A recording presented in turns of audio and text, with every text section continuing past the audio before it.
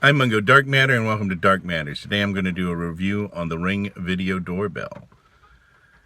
I've had the Ring doorbell for about 6 months right now, and it works really well. There are two ways you can power it. One is if you have a doorbell already, you can use the wire from the doorbell to attach to the Ring doorbell and use that to power it. But if you don't already have a doorbell, you can actually charge up a rechargeable battery in the unit and put it on a bracket and then take it off periodically to charge it up.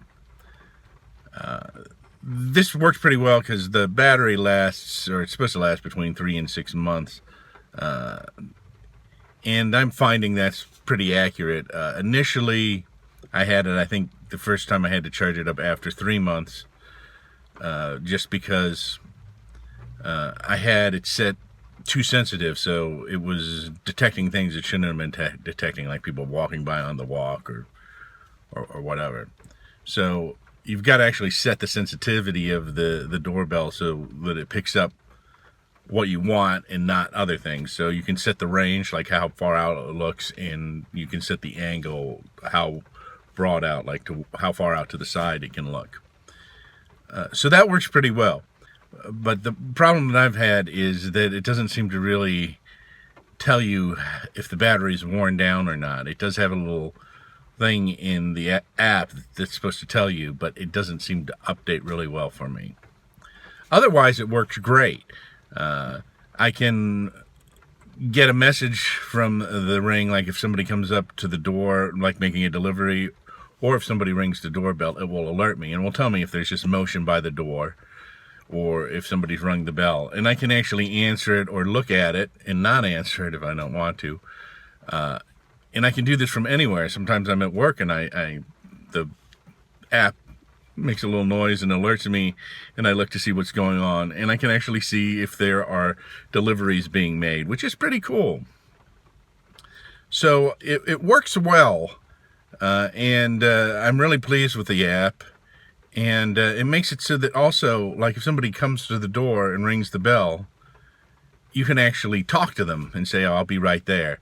Also, if somebody's just messing around your door, it will alert you, and you can actually say something like, can I help you, or whatever, to try to get rid of them. All right, so here I am. This is what it sounds like when you're talking at the Ring doorbell. Hello. Hi. How's it going? The Ring doorbell is optimized to be like a video doorbell and also kind of an alert system if somebody's on your porch or in front of your front door. What it doesn't do is it doesn't act like a security camera that you can kind of monitor and look at if there's no activity out there. So unless somebody rings the doorbell or unless the motion sensor goes off and says there's somebody nearby, you can't look at what's going on.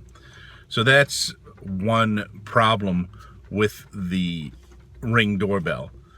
The other problem that some people have is for it to really function correctly, you have to have the service. Now the service I think is like $3 a month or something. Maybe it's $3 or $4 a month. And so I've subscribed to that because it's worth it to me to have the service, because they also store the videos online, so you can go back later and look who was in front of your door, who was at your door, or who was causing, motion in front of your door. So that's a really nice feature as well.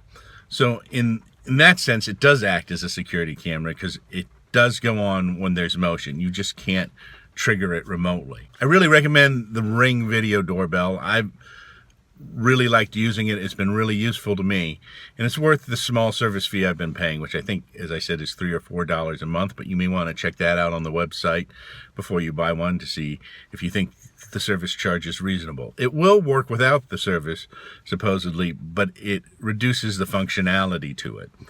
So I'm not sure that I would recommend it if you didn't want to get the service. The nice thing about the monthly service, of course, is that you do have, I think, 30 days of videos backed up, so you can always go back and look at something if you need to or want to. So that's a nice feature about it. It basically has an online DVR, which records the activity that was on it. And so you can always go back and look. And if you missed answering the doorbell, or if you missed seeing what the alarm was or what set off the motion alarm, you can always go back later for up to 30 days.